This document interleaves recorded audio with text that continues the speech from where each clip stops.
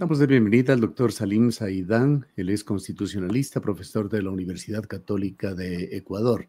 Doctor Saidán, el día de hoy el Foro de la Democracia, un grupo de constitucionalistas, juristas, politólogos han dado un punto de vista muy importante, digno de considerar, con respecto a la Asamblea Nacional Constituyente.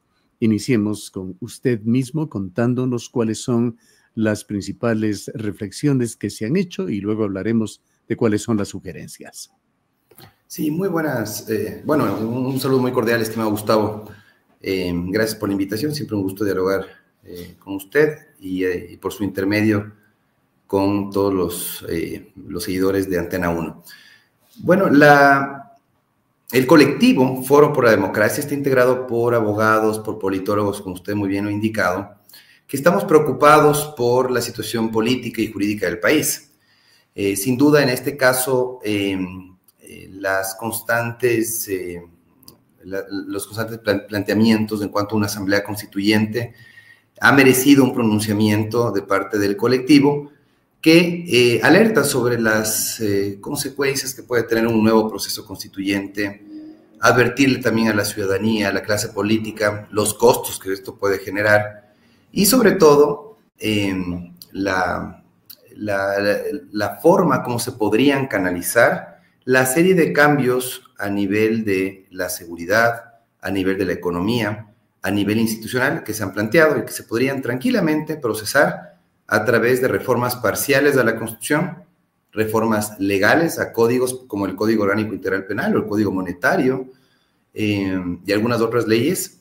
Y por último, también se podrían solventar a través de políticas públicas. Entonces, nosotros no vemos la necesidad de un nuevo proceso constituyente que tiene un impacto muy grande, sobre todo en el presupuesto del Estado, ¿no? Nuestro país enfrenta una crisis, sobre todo económica, que no soporta ya el tener que destinar entre 120, 200 millones de dólares en un proceso constituyente. Ustedes recordarán, el proceso constituyente de Montecristi nos costó eso a los ecuatorianos y no vale la pena destinar ese tipo de recursos teniendo necesidades urgentes que atender. Eso es lo que justamente en nuestra primera preocupación transmitida a través de este pronunciamiento decimos en el Foro por la Democracia, ¿no? El costo de la propuesta constituyente permitiría cubrir la deuda a Solca y a las dializadoras, 210 millones de dólares. Permitiría triplicar el presupuesto de la Fiscalía General del Estado, 138 millones de dólares, y duplicar el presupuesto para la compra de medicinas, 300 millones de dólares. Entonces, definitivamente, con esos recursos podríamos atender necesidades urgentes que tenemos en el ámbito de la salud, en el ámbito de la justicia, y que definitivamente no merecen ser destinados a un nuevo proceso constituyente. Claro. Y efectivamente hemos visto que cada elección, por pequeña que sea, no deja de costar unos 60 millones de dólares. Serían 3 llamados a las urnas.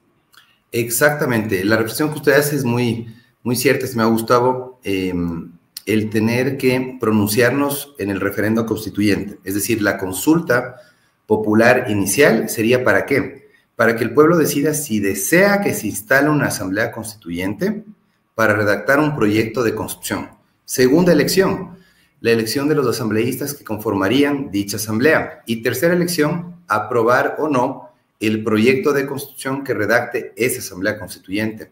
Serían 3 veces a las urnas con el costo que esto representa. Definitivamente no justifica. Lo que estamos nosotros sosteniendo como abogados, como politólogos, preocupados por la situación jurídica y política del país, es que se piense mejor la forma como podemos encauzar estos cambios. No negamos la necesidad de cambios, estamos conscientes de que se necesitan cambios a la Constitución, cambios a los códigos y leyes y sobre todo generar políticas públicas para enfrentar las crisis, pero definitivamente no creemos que con el cambio o sustitución de la Constitución podemos aspirar a la solución de los graves problemas que enfrenta el país.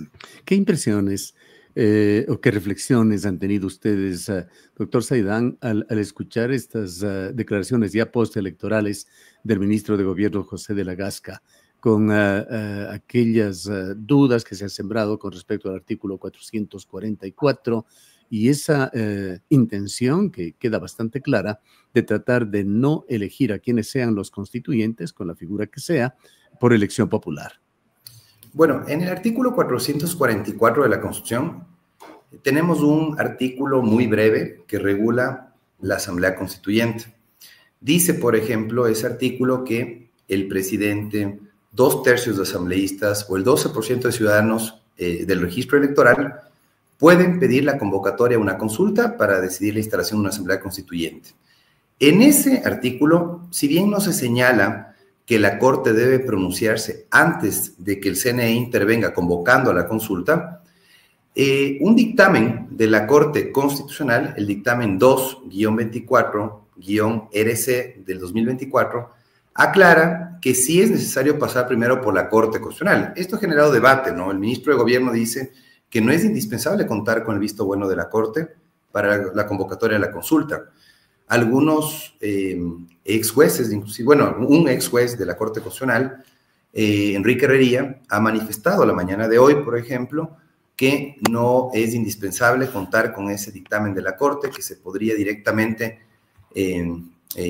buscar algún acercamiento con la Corte, ha dicho él, para que se pueda prescindir de ese dictamen. Yo creo que es necesario aclarar que si la Corte Constitucional emitió este dictamen, ¿sí?, y si exige una presentación bien justificada de por qué es necesaria una nueva Constitución y por qué los mecanismos normales de reforma ya no son suficientes, hace que justamente se evalúe si realmente es necesaria la sustitución de la Constitución o se pueden tranquilamente modificar artículos puntuales, por ejemplo, de la parte orgánica de la Constitución. Yo creo que sí es importante realizar cambios en dos funciones del Estado. Función judicial, sobre todo, sin duda, y en la función de transparencia y control social.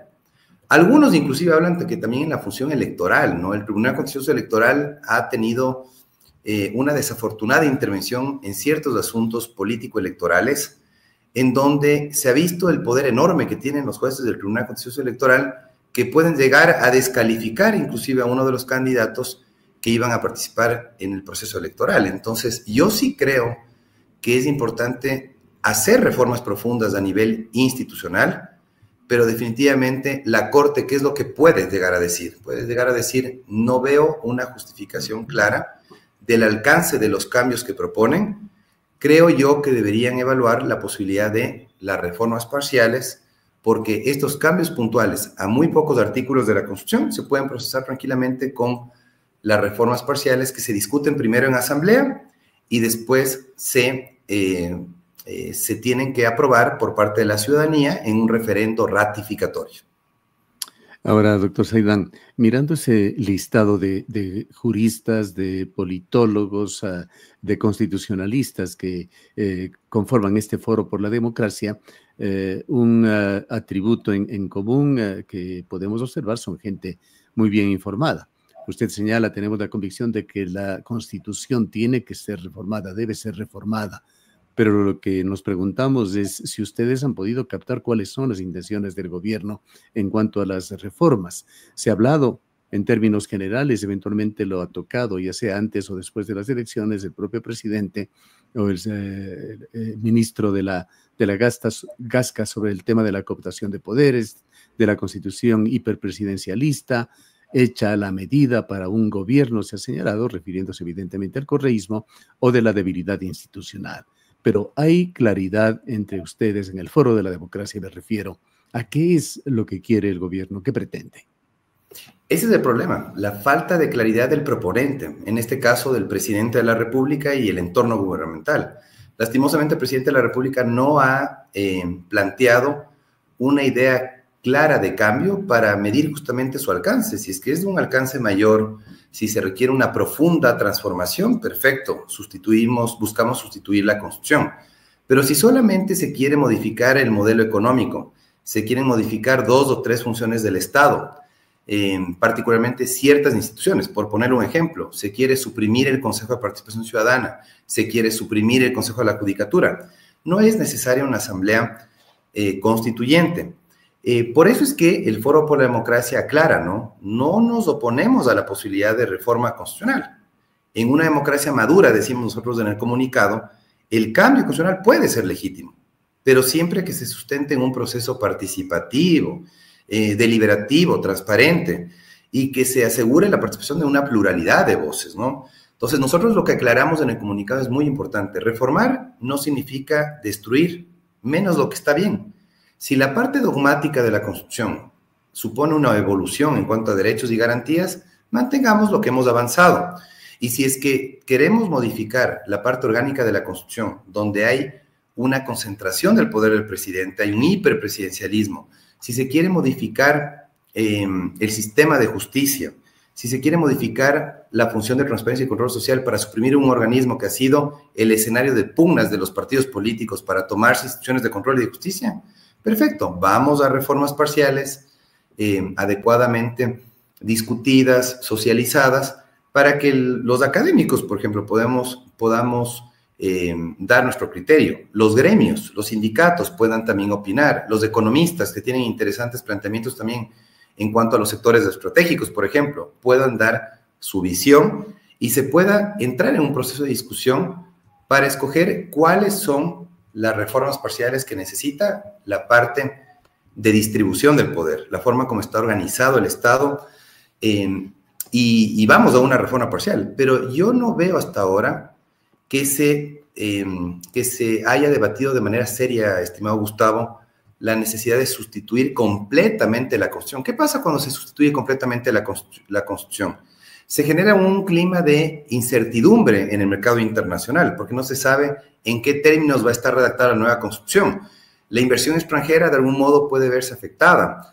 Las inversiones a nivel nacional igualmente pueden paralizarse por un tiempo. Sacrificar 2 años del periodo, la mitad del periodo del presidente de la República para un proceso constituyente, creo que no es conveniente ni siquiera desde el punto de vista político. Eso ha dicho el expresidente Osvaldo Hurtado, criterio que yo comparto. Creo yo que el presidente de la República está arriesgando mucho su capital político, llegó triunfante a la segunda vuelta con un importante resultado que le dio bastante legitimidad. No creo que sea ni siquiera para él conveniente, menos para el país, entrar en un proceso constituyente que finalmente es incierto, es una aventura para el propio presidente de la República y también para el país, que no sabemos cómo estará conformada la nueva Asamblea Constituyente, si tendremos una nueva Constitución que respete los avances que se han dado en la historia constitucional y sobre todo que respete los compromisos internacionales que hemos asumido ante la ONU, ante la OEA, que no pueden verse afectados en un nuevo marco constitucional. Entonces, por favor, seamos prudentes, apoyemos al presidente en las buenas iniciativas, en la necesidad de cambio es indiscutible, en eso creo que todos coincidimos, pero sí creo que los medios no son los correctos. El ministro José de la Gasca tiene que repensar su posición y meditar más qué vía es la que puede enfrentar de mejor manera esta necesidad de cambio que pide la gente y que la clase política también está apoyando. Sin duda, se necesitan cambios, pero considero yo que son muy puntuales en cuanto a darle más autonomía a la Fiscalía, repensar la conformación del Consejo de la Judicatura o pensar en su supresión, volver a pensar en un buen sistema de partidos políticos. Por ejemplo, Gustavo, yo creo que la reforma electoral es muy importante y no ha sido discutida. Creo que buena parte de los problemas que hemos tenido a nivel electoral ha sido porque ya no tenemos organizaciones políticas, tenemos maquinarias electorales que se alquilan a ciertos candidatos que muchas veces por vanidad buscan una participación en lugar de una vocación de servicio que se podría canalizar con sólidos partidos políticos como los que teníamos hasta los años 80 e inclusive 90 en el país. En cuanto a derechos y garantías, ¿qué nos puede comentar, doctora Saidán? Tema que puede ser o significar calidad de un sistema democrático, también que puede ser garantías a las libertades individuales y colectivas de los ecuatorianos, pero que también con frecuencia se convierten en un estorbo para sectores fácticos, sectores interesados. ¿Qué riesgo se corre en este tema cuando la Constitución ecuatoriana ha sido de alguna manera halagada, incluso desde afuera, por el tema de derechos y garantías? ¿O existe algún blindaje que dificulta o impide los retrocesos, la regresión?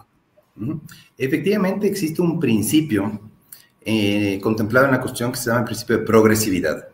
El nivel de protección de los derechos tiene que mantenerse o mejorarse. La regresividad está prohibida. Ciertamente, el artículo, me parece que es del 100 o 101 de la Ley Orgánica de Garantías, prevé la posibilidad de restringir derechos a través de una nueva Constitución. Me parece bárbaro ese artículo, por cierto, de la Ley Orgánica de Garantías. Pero se están olvidando de algo también. Los compromisos internacionales que hemos adquirido a nivel de la OEA y de la ONU. Nosotros no podemos, por ejemplo, reintroducir la pena de muerte. Así sea un clamor ciudadano para delitos graves. No podemos restablecerla porque nos comprometimos con la en la Convención Americana sobre Derechos Humanos a no restablecer una pena de muerte que ya fue abolida en el Ecuador. Entonces, no es tan fácil contemplar disposiciones regresivas en cuanto a los derechos porque tenemos compromisos internacionales que honrar como Estado ecuatoriano. Y por otro lado, lo que usted señala también muy bien, en cuanto a las garantías hemos avanzado. Teníamos solamente 3, el amparo, el habeas corpus y el habeas data.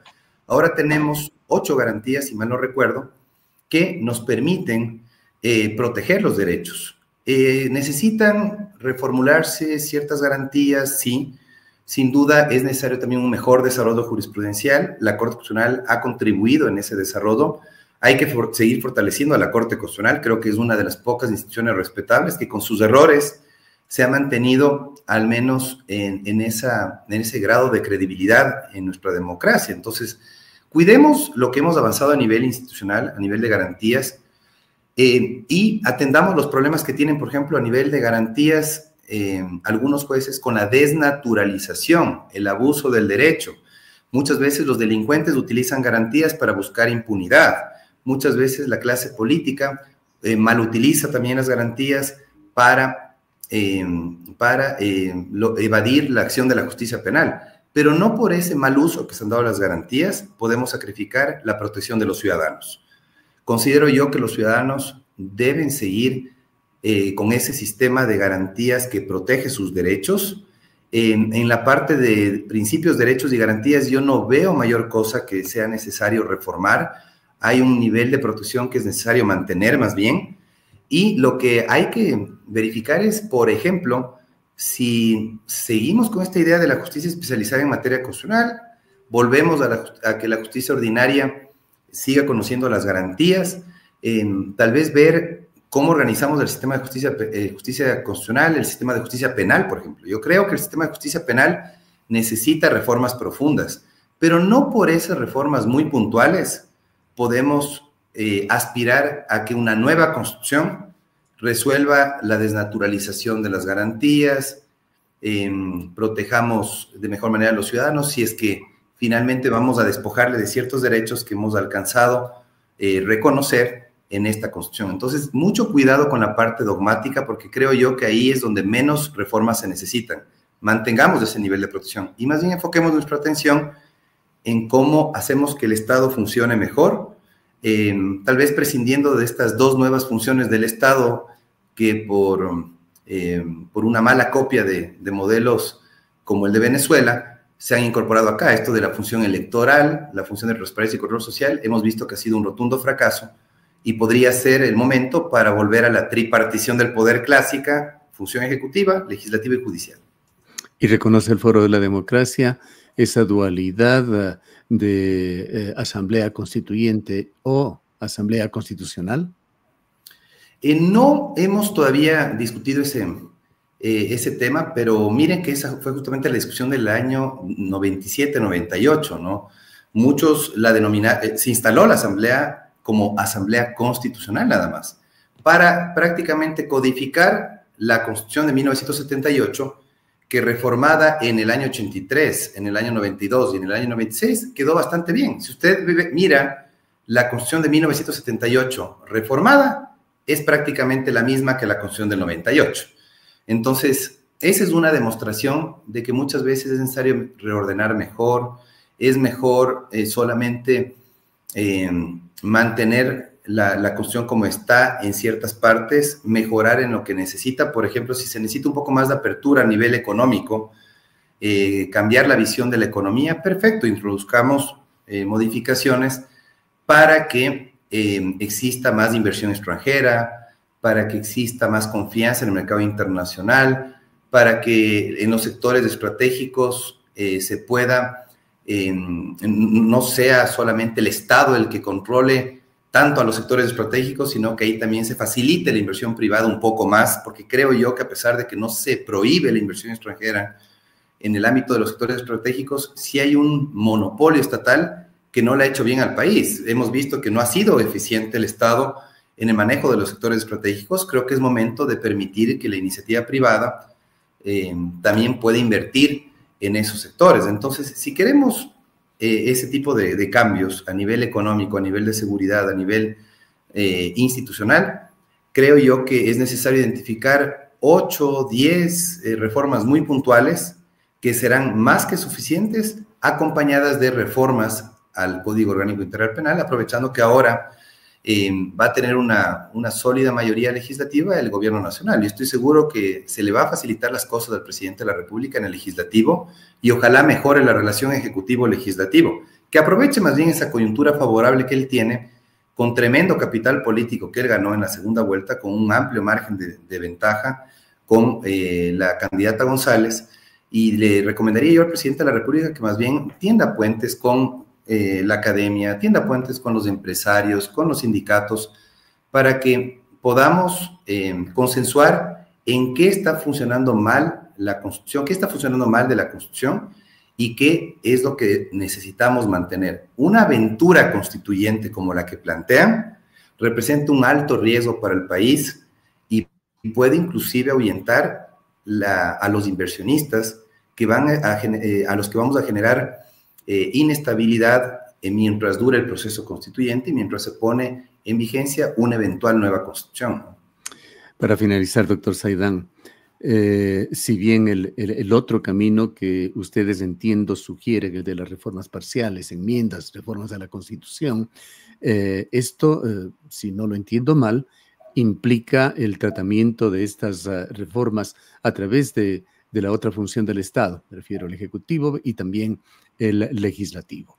En las condiciones actuales, con ese equilibrio de fuerzas que de alguna manera se irán definiendo, pero de que no dan la posibilidad de mayorías, una mayoría absoluta quizás sí, pero no dan posibilidades de una seguridad en cuanto al voto dentro de la Asamblea. ¿Es posible seguir ese camino?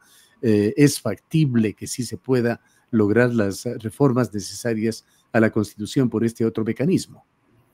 Sí, mire, estimado Gustavo, usted tiene el mecanismo de enmienda en donde se puede plantear un proyecto de enmienda con 1/3 de asambleístas y con 2/3 aprueban.